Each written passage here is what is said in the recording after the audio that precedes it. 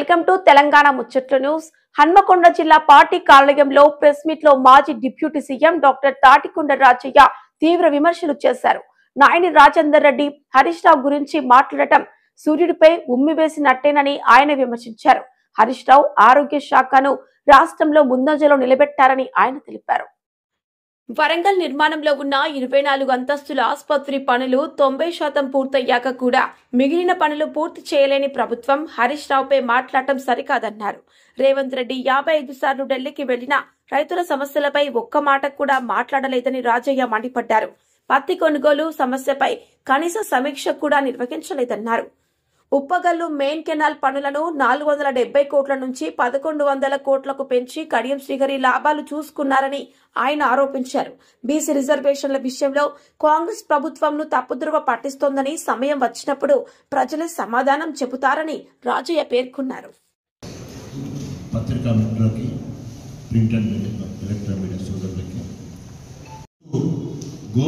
ప్రచారం చేస్తూ ప్రజలకు చేసింది శూన్యం. 2 సంవత్సరాల కాలంలో ఒక్కటంటే ఒక్క పని కూడా చేయలేదు. అది పట్టణంలో కానీ పల్లెల్లో కానీ ఒక ఇంటిని తీసుకుంటే ఇప్పటి వరకు ఇంటిల్లి పాదులకు ఏదో ఒక సంక్షేమ కార్యక్రమం కేసీఆర్ ఉన్నప్పుడు ఇచ్చేది మాత్రమే ఇప్పటివరకు నడుస్తున్నాయి. కానీ అదనంగా ఒక్క రూపాయి ఇచ్చింది లేదు. ఒక్క వ్యక్తికి అదనంగా సహకారం అందించింది లేదు. వాడకో ఊరుకో పోతే ఆ ఊర్లో అభివృద్ధి సంక్షేమ కార్యక్రమాలు కూడా కేసీఆర్ గారు చేసిన అభివృద్ధి సంక్షేమాలు అవపడుతున్నాయి. ఊరు బయటకు వెళ్తే కేసీఆర్ చేసిన పనులు అవపడుతున్నాయి. కానీ ఈరోజు మరి గోబెల్స్ ప్రచారంలో భాగంగా దొంగే దొంగ అన్నట్టు ఈరోజు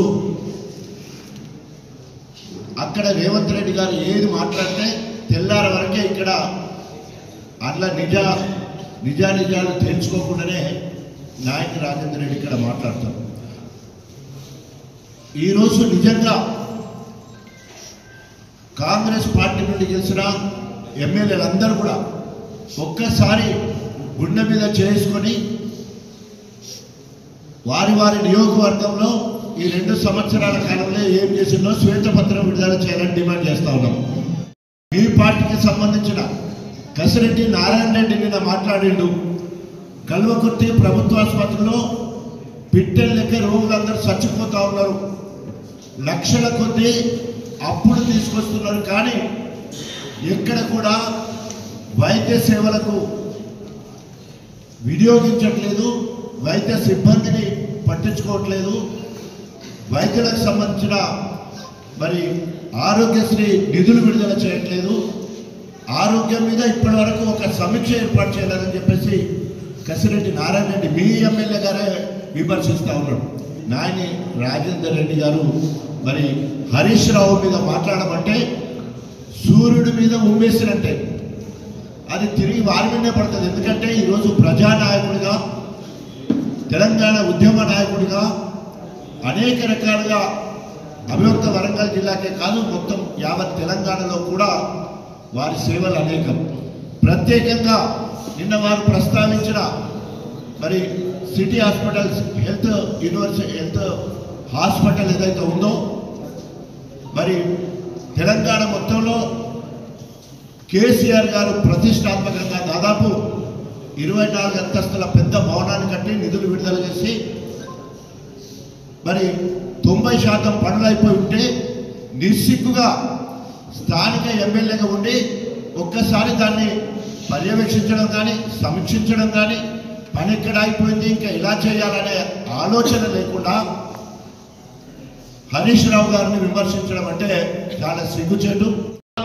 కేసీఆర్ కిట్ లేదు, న్యూట్రిషన్ కిట్ లేదు, తర్వాత ఇన్స్టిట్యూషన్ డెలివరీ లేదు, mortality rate veterinary mortality rate పెరిగిపోతూ ఉంది, ఇన్ఫెంటల్ మోర్టాలిటీ రేటు పెరిగిపోతూ ఉంది. మరి ఇన్ని జరుగుతూ ఉంటే ఇప్పటి వరకు సంబంధిత మంత్రి కానీ ముఖ్యమంత్రి కానీ ఒక్కసారి కూడా సమీక్ష చేసింది లేదు. మరి ఆనాడు కేసీఆర్ గారు ముఖ్యమంత్రిగా ఉండి రైతుల కోసము ఢిల్లీ నడిపొట్టున దీక్ష చేయడం జరిగింది. మమ్మల్ని అందరినీ తీసుకొని పోయి నీ చిత్తశుద్ధి ఏది?